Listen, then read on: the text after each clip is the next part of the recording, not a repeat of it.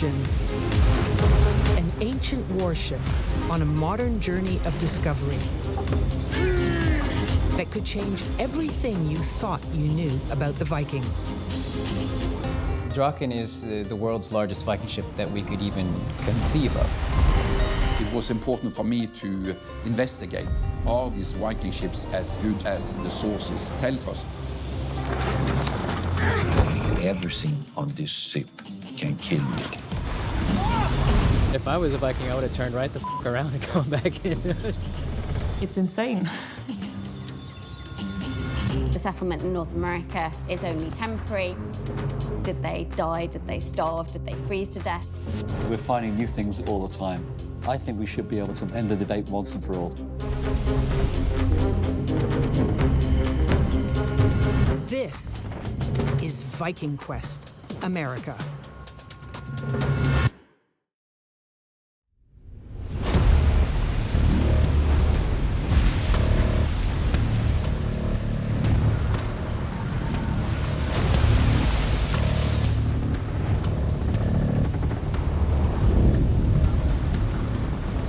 It's amazing.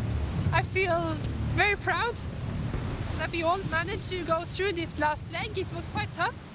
We were very tired and it's been so wet, so very, very wet and very cold. But now we're finally here and we have America in front of us. And everybody's really, really happy for that.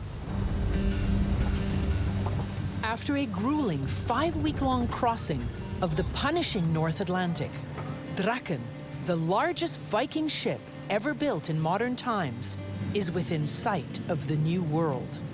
Hey! Oh, 10 minutes to go! You ready, brace, team? Dead ahead is the Canadian island of Newfoundland. It was here that the great Viking explorer Leif Erikson, son of Eric the Red, landed 1,000 years ago. It's a major moment as this crew retraces the voyage of the ancient Vikings. But even as they close in on their goal, Draken is in trouble. We are in a very, very big hurry now. That's because we are drifting this way. We are moving wrong direction. So work quick.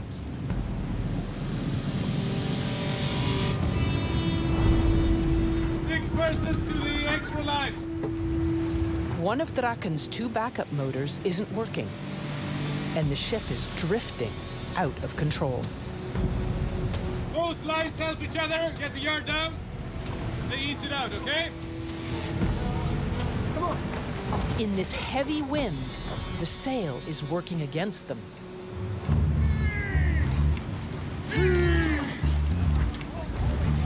It takes Viking muscle to rotate and lower the massive 1.5-ton yard and sail and keep the ship from slamming into the rocky shore.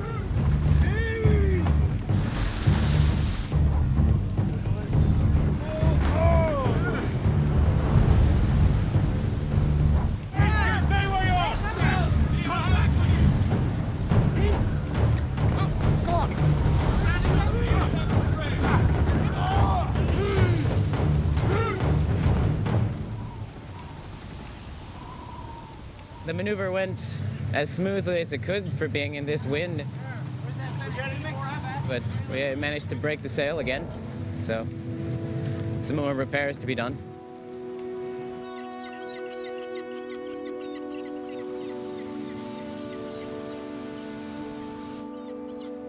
In the remote northern Newfoundland outport community of St. Anthony, curious locals have gathered to watch a Viking ship sail in. And this sheltered harbor is a welcome sight for Draken's weary crew.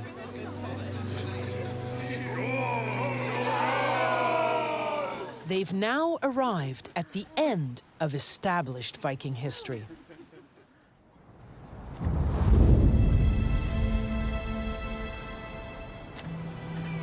It's like they've traveled across a sea of time and into the ancient Viking sagas.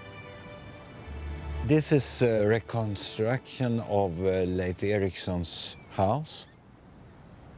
The walls is very thick. It's fantastic to see this place. You even see over to Labrador coast. It's a historical site, that's no doubt about it. It's a great thing to be here. For me, it was very special to get to Meadows, because growing up in Norway, going to Norwegian school, we've been taught about this story from very early age. It's a really, really beautiful place. I got creeps on my back, really. Meadows is one of the most important archaeological discoveries of the 20th century. The only known Norse settlement in North America, it proves part of the Vinland sagas. That the Vikings made it to North America nearly 500 years before Christopher Columbus. When Norwegian researchers began digging here in the 1960s, they revealed the long-buried ruins of 8 human-built structures.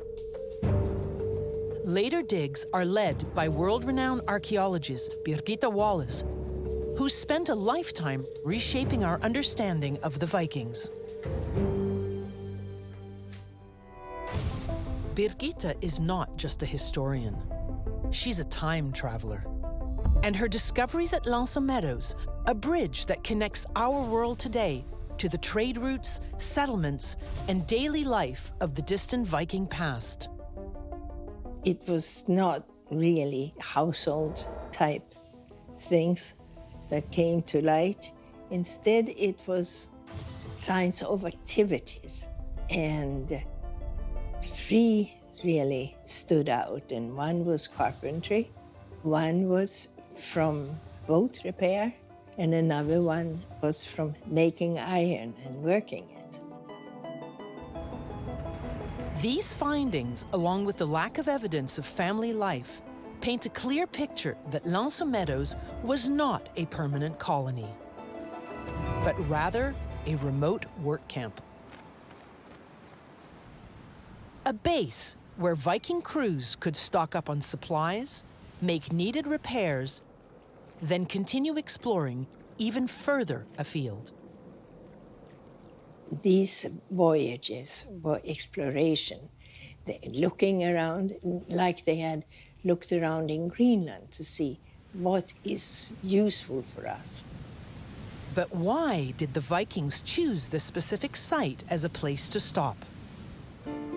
To the expert eye, the area's bleak and boggy terrain conceals a plentiful supply of a raw form of iron ore known as bog iron, which occurs naturally here in small lumps. The Vikings smelted those lumps down in clay-lined kilns and forged them into crude bits of iron hardware, tools, and nails.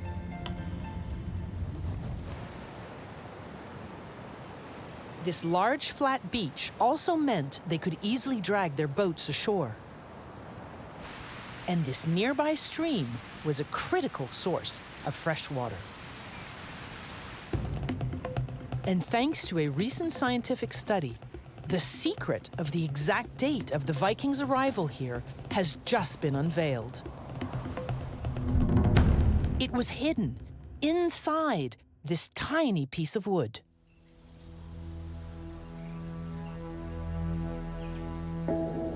As a tree grows, new tree rings form, with each ring representing a single year of growth. And the rings found in long-dead trees have loads of information trapped within their wood.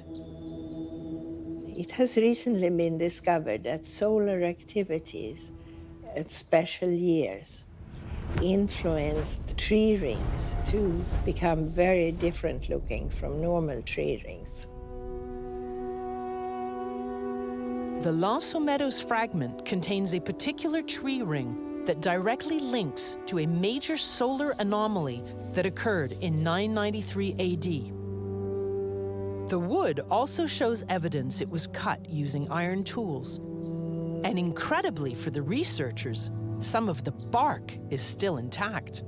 If you find a piece of wood that has the bark left and you discover this particular tree ring, you can just count from the bark in and you get the date. And in the case of Meadows, they came to the conclusion of a date of 1021 AD. That amazing finding marks the year 2021 as the official 1000th anniversary of Vikings in North America. But there are still many mysteries left to solve. If Meadows was a stopping place, where did the Vikings go from here? Tomorrow we're gonna go out and go around this coastline of the northern part of Newfoundland and into St. Lawrence Sea and further up to Quebec and America.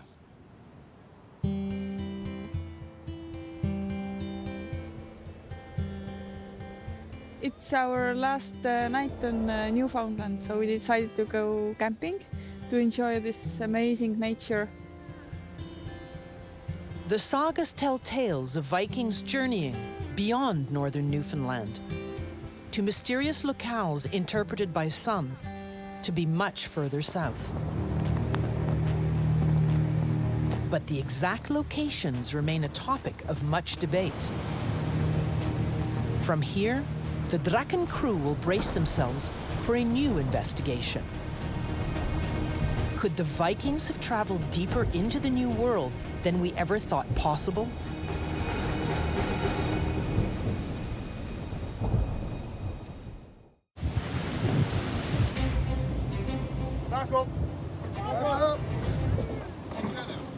After a brief stop at the Viking settlement at Meadows, the Draken crew is back at sea. Their course, southwest through the Strait of Belle-Isle, a narrow channel that separates Newfoundland from the rest of Canada. They're heading to the mouth of the St. Lawrence River, then into North America's mighty Great Lakes. And they're eager to leave these ice-infested waters behind. We are on lookout. We're keeping a close watch on all of the icebergs that are still around. As Draken's modern crew forges on, are they charting a new course or following in the wake of their ancient Viking ancestors? Their quest now is to discover firsthand what might have been possible. How far could the Vikings have gone 1,000 years ago? The secrets buried in the sagas and unearthed by the latest science help to light the way. The discoveries at Meadows connect the northern tip of Newfoundland to part of the well-known Vinland tale. But Vinland, in one ancient text, is actually a region that contains two separate settlements.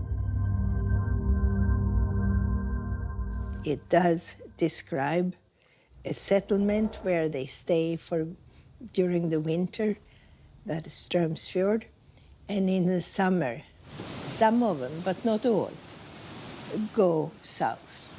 And that's a site called Hope.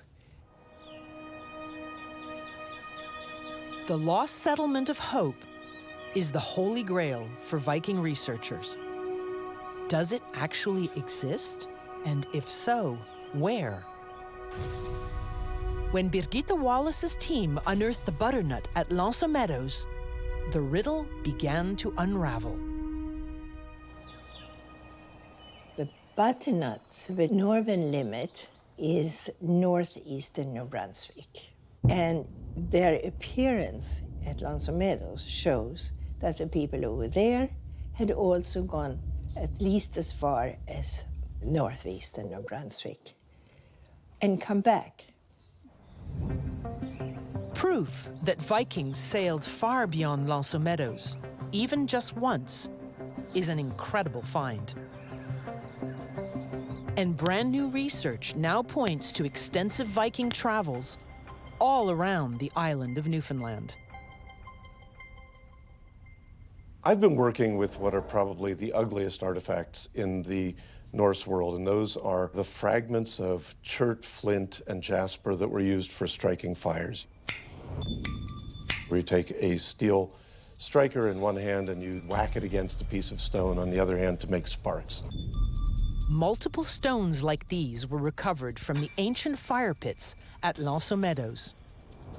For archaeologist Kevin Smith, they're the matchbooks of the Viking Age.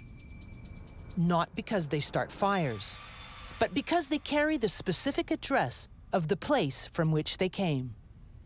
If we can take the stone that was used to strike the fires and be able to chemically connect it to a source someplace else, it allows us to track the movement of people across the landscape, in some cases in very long distances. About half of these new pieces of chert fire starters come from outcrops all within about a 45-kilometer radius of Meadows. We're also able to find at least one other fire starter fragment that comes from a raw material source about 250 kilometers down the west coast of Newfoundland, and 2 or 3 others that appear to be from the Notre Dame Bay region. We don't have any indications that there's another Norse settlement there, but we've got evidence that they were touching foot there and they were picking things up. And because Notre Dame Bay, the Bay of Exploits region, is really where we know was the heart of ancestral Beothic territory, it also suggests that this is undoubtedly a place where the Norse interacted with and potentially met native people for the first time. If the Vikings and the indigenous peoples met, it represents a monumental moment in human history, when descendants of those who migrated out of Africa and turned left towards Europe finally met the descendants of those who turned right and traveled through Asia and across the land bridge into the Americas. So it's the first time that we have that full circle experience of the human population. The fire starters highlight the fact that new and amazing answers are still waiting to be found. But the stories of Vikings traveling deep into North America have often been fraught with fakes and forgeries. It's a very touchy subject. It ranges from Labrador to Oklahoma. In 1898, an artifact with supposed Viking origins appeared near Kensington, Minnesota. The Kensington runestone, a 100-kilogram engraved stone slab, was reportedly unearthed by a settler while clearing his land.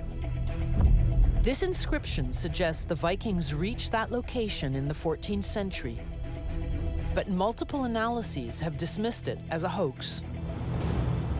There were a lot of attempts in the 1950s to try to find the different settlements that are referred to in the Norse sagas around Boston. One of the most famous of those is the Newport Tower. But there's nowhere in the North Atlantic that they built circular towers with Romanesque arches and cement. In particular, it's just not part of the technology. Throughout New England, many other supposed Viking runestones have also been found, then subsequently debunked. But one tiny artifact unearthed near Brooklyn, Maine in 1957 remains unexplained. There was a silver penny found at a place called the Goddard site. A silver penny minted during the reign of Olaf the Quiet of Norway, who I believe was king from 1066 to about 1095 AD. For a period of time, it was wondered if this coin was potentially a plant, and I think the overall view is that it probably was not a plant, that it is authentic, and it's a very rare, specific type of coin of which there are so few known. that it seems unlikely that any amateur numismatist or coin collector from New England would have been able to find this in Scandinavia if the major museums in Scandinavia can't find them. Could a single, unassuming coin provide the proof of Viking exploration deep into North America? While it's a tantalizing artifact, its context and how it ended up in Maine are still unclear.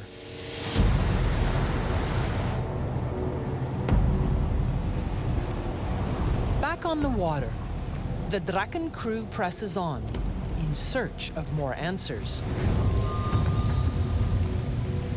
The icebergs are now gone, but a new challenge has emerged. They have to sail against the powerful current of the St. Lawrence River. Here, it moves enough water to fill 7 Olympic-sized swimming pools every second. Headway is slow, but for Draken and any Viking explorers before them, the St. Lawrence is the natural entry point into the heartland of America. And the riverbanks here are lined with a very special resource the Vikings coveted. Something scarce in their northern worlds of Greenland and Iceland: wood. The main purpose from the sagas, they was in real need of wood, trees, timber. But here should be a much better place to create a settlement, of course.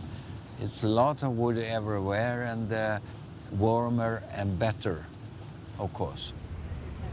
It's now been 7 days of sailing, nearly 1,500 kilometers since leaving Meadows. And Draken has just arrived at the major Canadian port city of Montreal. Here, she enters the first lock of the Great Lakes St. Lawrence Seaway system, one of the greatest maritime engineering feats in human history. The Seaway is a nearly 4,000-kilometer waterway that allows ocean-going ships to travel all the way to Duluth, Minnesota, through 15 locks that altogether lift vessels more than 180 meters above sea level.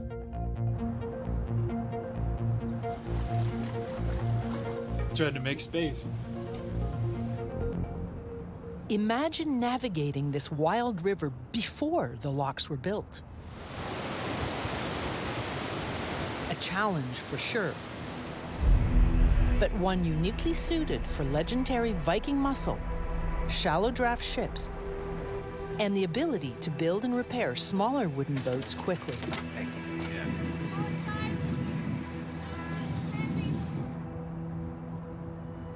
As Draken exits the 6th lock on the St. Lawrence, she's already ascended 74 meters. Now, over 5,000 kilometers from home, Draken approaches the international border between Canada and the United States. On their odyssey, Bjorn and the crew have faced the sea, storms, ice, and raging rivers, but nothing could have prepared them for the unyielding obstacle of American red tape.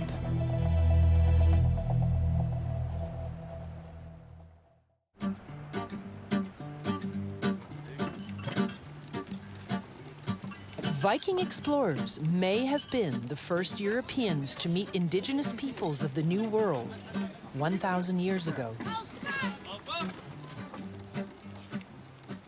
And at that time, many different First Nations tribes made their homes along the vast inland coast that surrounds these waters.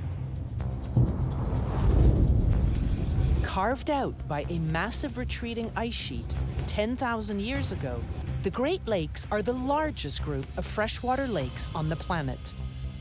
Draken will use them to prove that Vikings could have sailed deep into North America. In Lake Ontario, the sun is shining and a warm breeze blows. The dangers of the North Atlantic seem like a lifetime away. But the Great Lakes are unpredictable. More than 6,000 known shipwrecks and 30,000 lives lost. It's kind of hard to believe now because it's so nice and there's kind of land all around us.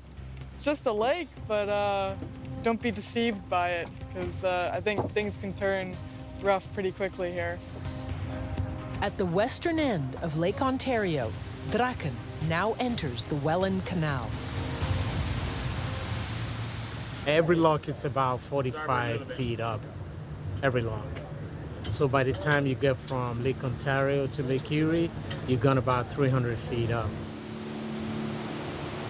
Before the construction of these locks, the only way to get a boat from Lake Ontario into Lake Erie was to carry it, because this stands in the way.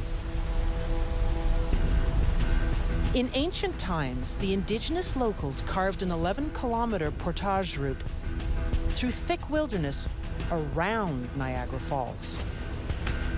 And with Viking muscle, anything seems possible. Okay, spark up. Now, as the crew sails toward their first American port in Fairport Harbor, Ohio, Bjorn is confronted with a challenge he's never faced on the open sea: border control. For us, it's not fair, but it's nothing we can do about it. So this is madness. Draken is a foreign ship, and the American authorities are treating her as they would a large commercial vessel. Rules, regulations, and of course, fees. She's now required to have a pilot on board at all times, at a cost of $9,000 a day. No foreign ship will ever go up here again. I can guarantee it, if they have to pay this much money to come. For Draken's Viking crew, cutting through the waves of the Great Lakes is easy. Cutting through red tape, not so much. But as they arrive in Fairport Harbor, they're reminded that this voyage of discovery still has plenty of support. There is some tour ship here, so we will stay with them and then we will wait for immigration.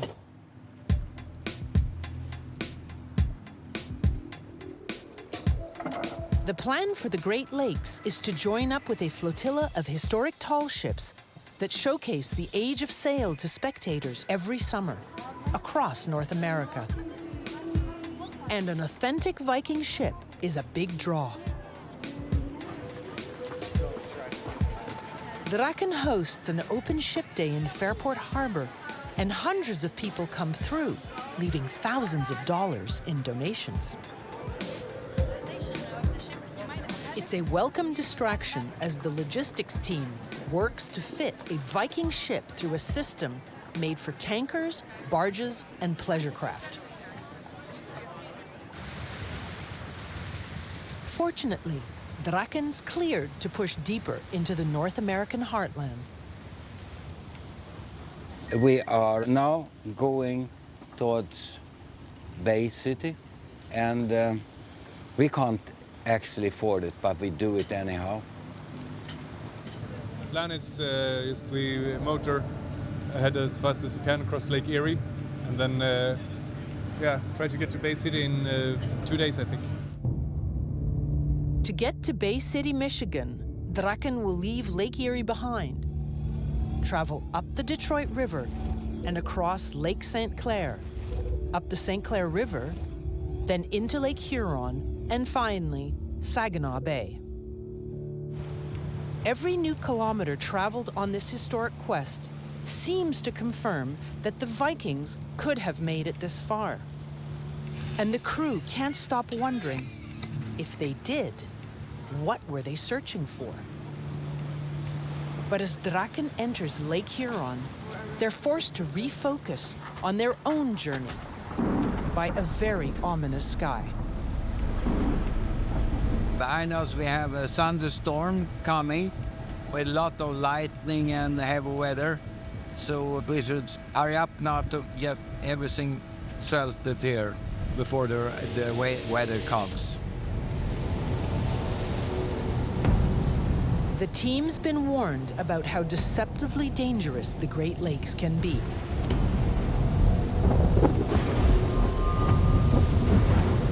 Now, they're quickly losing daylight. And a major electrical storm is rolling in.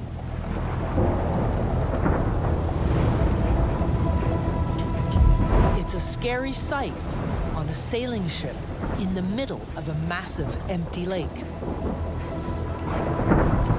But to keep to her tight Great Lakes schedule, Draken needs to press on.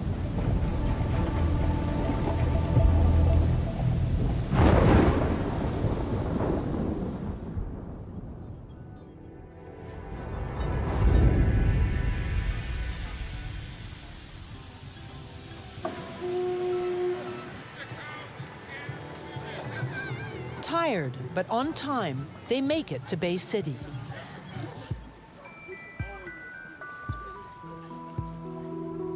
And once again, visitors are swarming for a chance to meet the ship and crew. Thank you. So far today, it's about 1,666.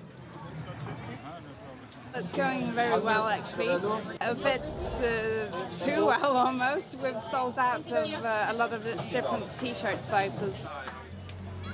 A lot of people are telling us how glad they are that we came to Bay City and tell us about their Swedish or Norwegian heritage. Today, the North American Midwest is brimming with people of Scandinavian descent, whose ancestors began arriving en masse in the mid-19th century. Some still believe the Vikings themselves made it here, and that the lush forests surrounding the Great Lakes are the real Vinland.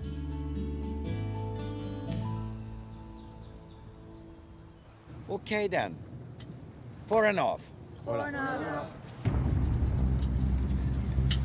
Spark up! Spark up!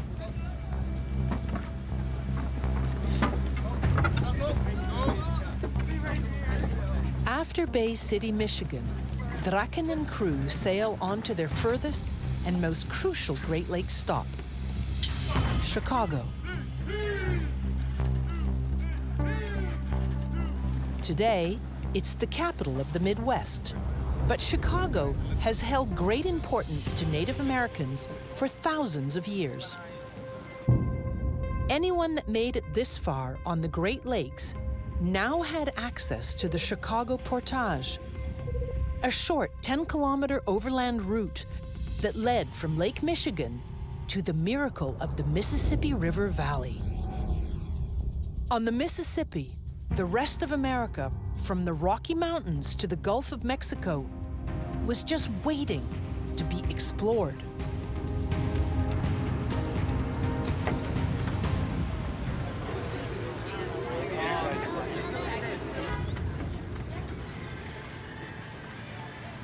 And so these are the guys that we can thank for Draken being here.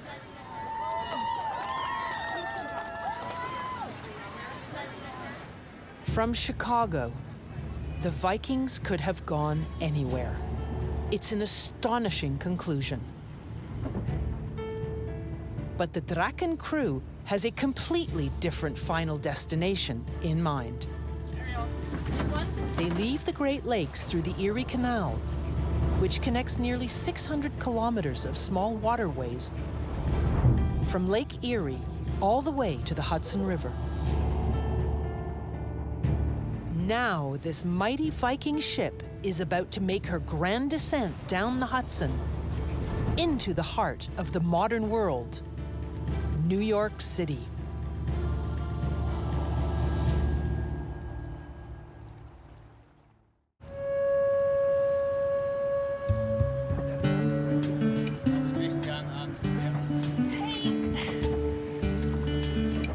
We're on the Hudson River, just between Jersey and Manhattan. Oh, we're just about to set the sail. After 7 long and challenging years of R&D, sea trials, breaking and rebuilding, the Draken Viking ship has taken on the North Atlantic, felt the edges of the New World, and found its way into the historic heart of America. Now, it's finally returning to the modern world.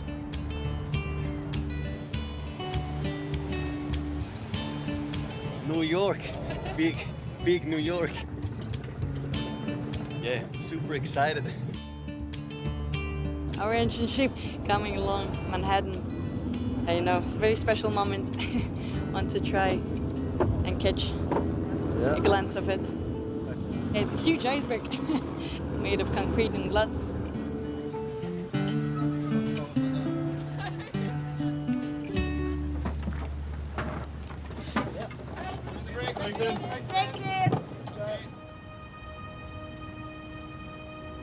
For Draken's owner, Sigurd Ase, and all those who invested in this dream, they've proven what is possible.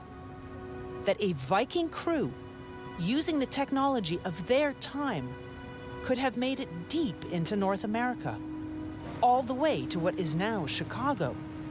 And from there, America's rivers could have taken them anywhere.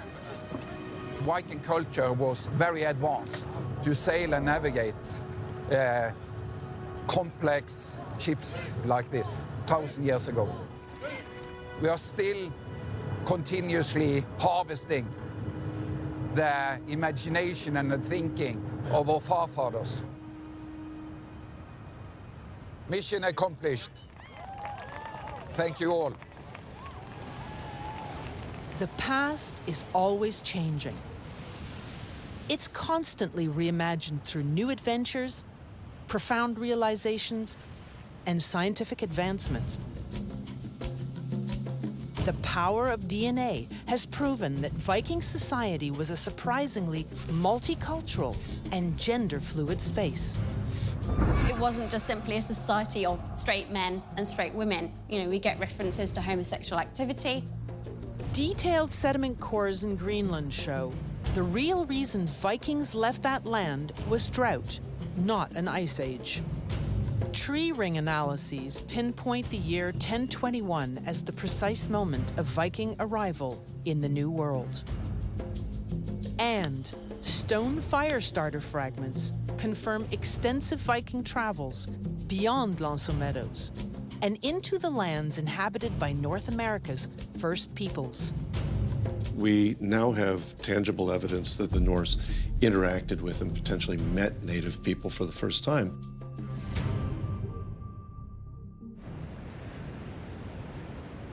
But Draken's epic journey goes even deeper. These young ones who have sailed it from Haugesund to Manhattan, telling me what they experienced, and some of them they cried, describing the journey. That is strong. It's all about people.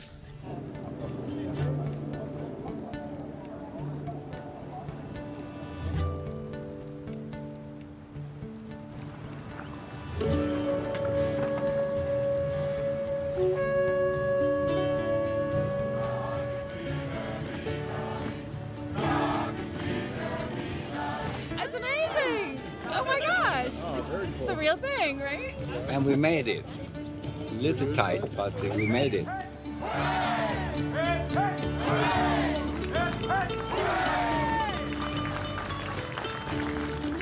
On Manhattan's South Shore, even New Yorkers who think they've seen it all can hardly believe their eyes. Thousands have come to celebrate the incredible accomplishment of Draken's crew. Sailing on Draken has been some of the toughest thing I've ever done. People often ask if you are afraid.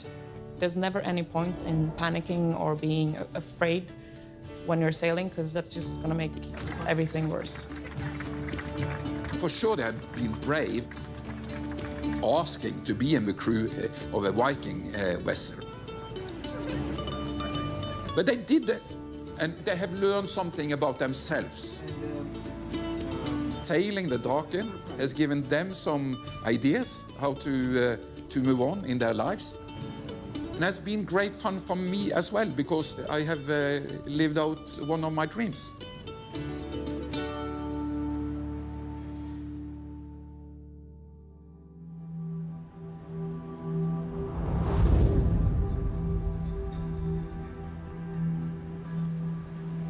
Today, Draken sits quietly at a maritime museum in the United States.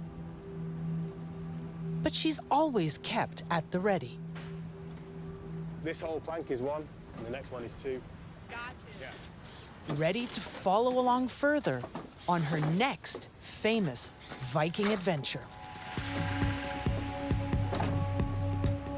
It's a yearly process. We bring her out of the water.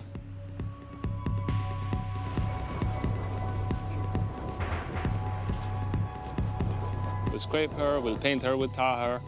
It's a wooden boat, requires that you take care of it year-round. Ships have always been a symbol of discovery. They defy the limits of land and carry us into the unknown. And as the crew works, this ship whispers to them of places beyond the imagination.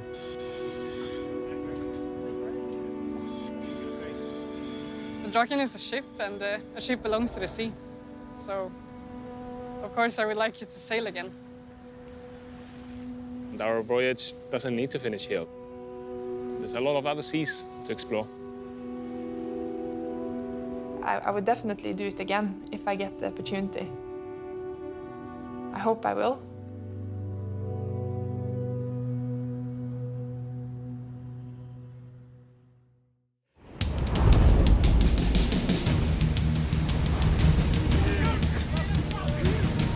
It's not what you'd expect a time machine to look like.